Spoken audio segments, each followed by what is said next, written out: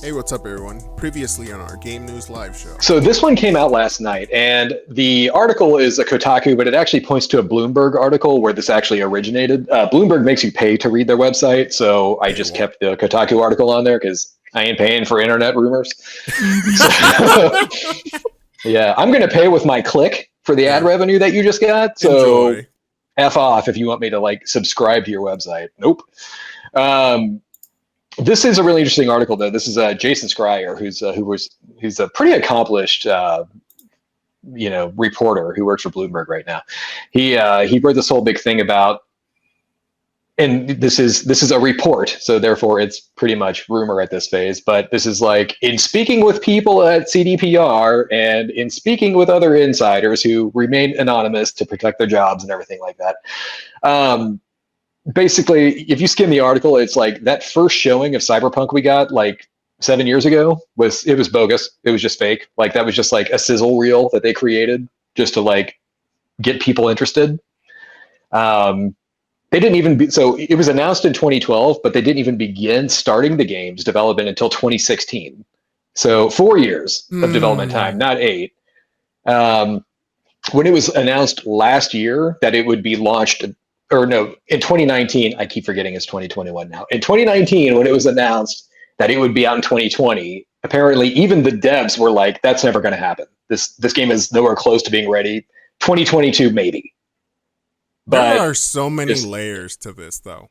Yeah. Because if you remember, there was announcements of, we're never going to treat our team members or our developers about crunching a game out for the sake. Yeah. Like, dude, you did everything you said you weren't going to do. Yeah.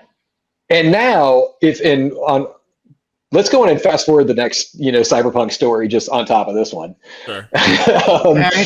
But yeah, where they're like, this is the I'm sorry video. This is I'm sorry. We're sorry.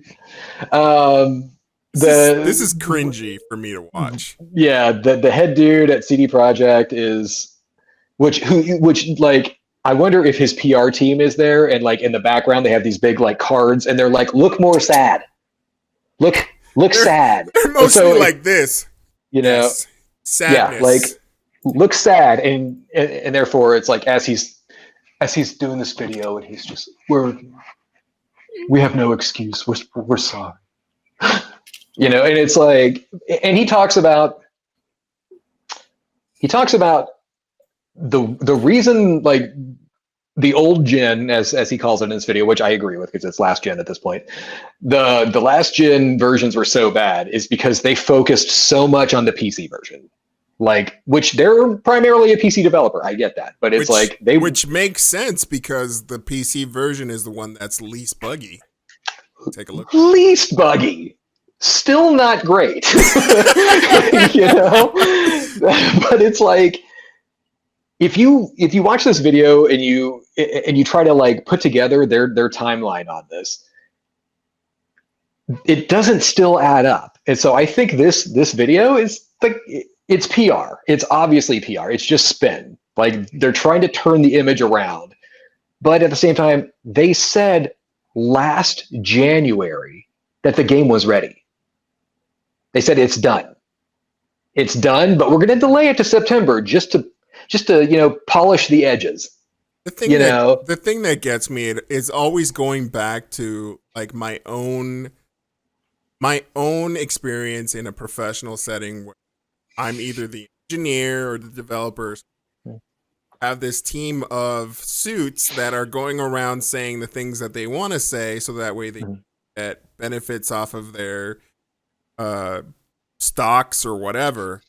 But then it's just like, if your development team is telling you that it can't happen, which we already have rumor that is actually being said by the developers, we said that this is impossible by 2021, right? They were thinking of more like 2022 release. They said 2020, but the devs were saying 2022. Yeah.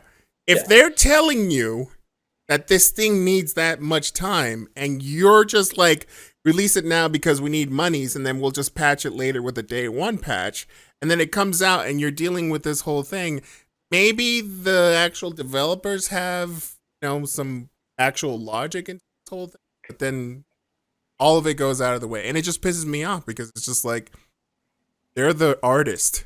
You're selling their art. If they can't make art that's worth a damn, why are you trying to sell it early? But who knows, man? It just ticks me off every single time because I've been in those situations where people like ask you for certain things and they know your quality of work, but then all of a sudden they're like, now. Yeah, and it's just sad to watch this guy because if it is legit, if he is literally like outside of PR stuff, like he could be having PR people around there that wrote this whole thing, and that's fine.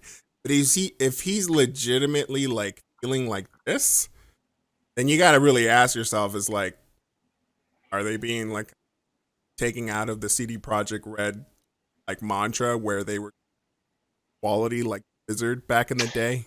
That's the thing. It's like he wants to restore their reputation to being a quality developer and everything like that. They delayed it more times than they should have. They released it way too early. They said they weren't going to crunch their employees, which they did. And now they even make a point to say that to fix the game, they're not going to crunch their employees either.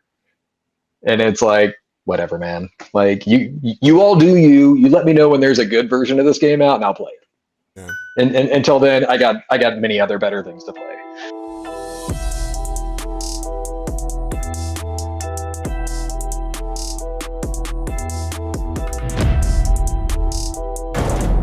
Hey, thanks for checking out our clips. Make sure to hit that like button and subscribe for more. Join us live Saturdays at 12 p.m. Pacific, 3 p.m. Eastern on nerdjunkies.com.